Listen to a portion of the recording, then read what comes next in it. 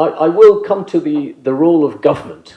This is another thing that I find that doesn't get spoken of enough, is that in many of these papers, government is seen, or the machinery of government, as seen as exogenous to the problem. There's always a chapter on institutional reforms, but to me the master key is the way government functions. We say it's a private sector-led economy, so it's a capitalist economy run with a very communist planned economy structure. But a communist party structure where we don't deliver efficiency, unlike other communist parties elsewhere. So it's a weird combination, and every time we attend these, or the ones that I convene, we assume that government is exogenous to that. We hardly ever come up with, these are the things we need to do within the machinery of government, that we also need help from to move the reform agenda forward. My colleague, the energy advisor, Dr. Fazal Kabir, likes to say that we're all great at doing other people's jobs better than them. And this is true. We all always have opinions on other people, and I interact with businesses. I have a particular bias in favor of businesses because I've spent most of my professional career in the private sector. But I have to say that one of the reasons that we cannot make systemic changes, whether it's with NBR or elsewhere, is that members of the private sector strike their own deals with the government. They're very much part of the nexus. Everywhere I look, there's a syndicate. There are people who would come to these seminars and tell us that this is what we need to do at the systemic level, and then have struck a side deal with the ministry somewhere. They undermine the systemic changes that we need to make. And I'm just using this as an example, but there are other parts of society and economy who also need to self-reflect and see if there is a code of conduct you need to come up with for your parts of society. Because otherwise, the government it's a mammoth beast. It has an incredible force of inertia. It is the best in the world when it comes to stopping things from moving forward. I can always come up with another reason why we need to sit together again as a committee and so on. Migrant workers, the visa regime that we have for people who go out and live outside, another example. Very clear objectives, very hard to do each one of them because you have the baggage of, we're not starting, when we talk about poor governance, you don't start from ground zero. When I go and speak to a foreign government and say to them, could we start a new regime for our migrant workers, they throw at me a full book of abuses that we have incurred, where we've sent someone who's illiterate, certified as a doctor, and they go, well, what are you doing to sort these things out? We have taken credit for digitizing processes. Tick, look, we've injected transparent digital processes, but the server is down inexplicably.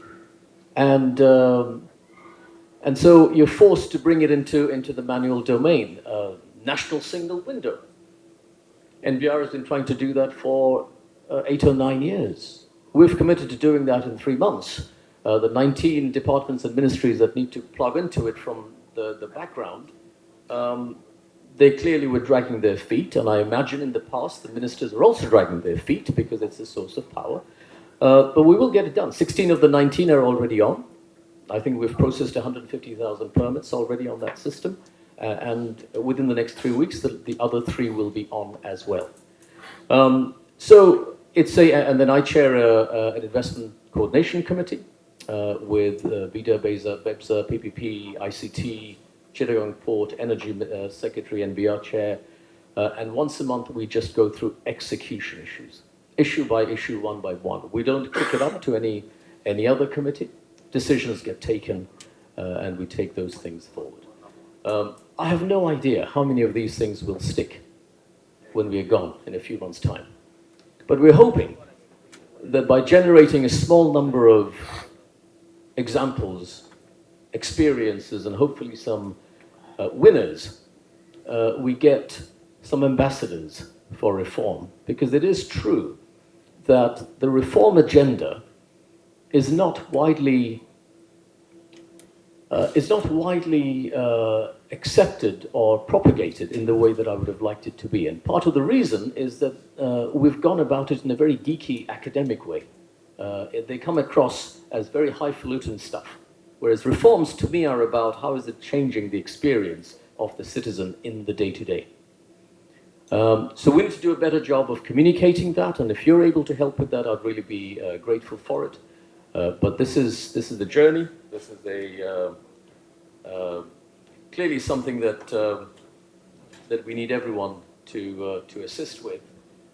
Maybe I'll just end by saying where I started when I said that LDC graduation is already here. Let's just take that as an assumption.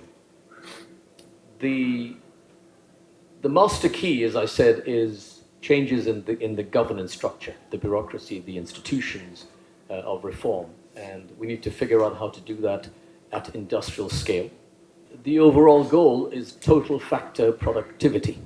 So Ki Hak Sung of Young Won, he talks about how he has identical operations in Bangladesh and in Vietnam, and he pays his Vietnamese workers 40% more than he does in Bangladesh. And his Vietnamese operations are more profitable than his operation in Bangladesh. What happens to the 40%? Where does it go? Part of it is logistics, infrastructure. Part of it is rent seeking at various levels. But 40% as a total factor productivity gap between our two countries is unforgivable. So we've got to keep that in focus, assist us with the sequencing and pacing, because we certainly have intention at the top of government right now. And then once we're gone, please make sure that you hold people's feet to the fire, because this journey, as I said, needs to continue. Otherwise, it's an existential threat for us as a country.